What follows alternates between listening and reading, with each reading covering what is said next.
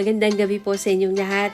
At dahil na-share ko na po sa inyo kung paano gumawa ng Japanese baguette, ngayon naman po, gamitin po natin ito sa ating recipe na Japanese baguette pan de gratin.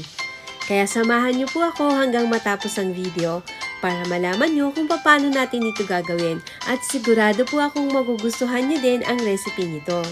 Isa pong pakiusap kung kayo po ay bago dito sa aking channel. Please, pa-subscribe na po. Pakiclick po yung bell, yung all na po para lagi kayong updated at notified sa mga bagong video uploads ko. Paki-like and share na rin po ng mga video. At huwag niyo pong kalilimutan mag-iwan ng comment. Baka po meron kayong request or suggestion, nandyan po ang comment section.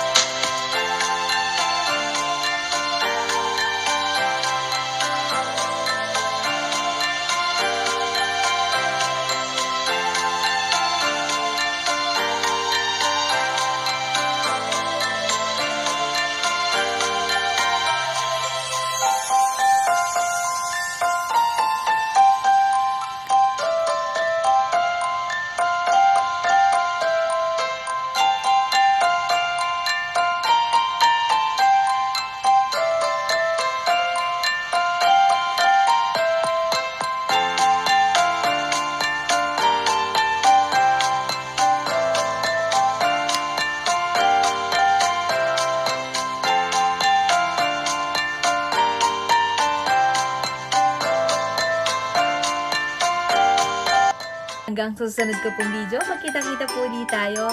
Sana po nagustuhan yung aking sinare sa inyo at sana rin po matry niyo pong gawin. Paalam! Bye!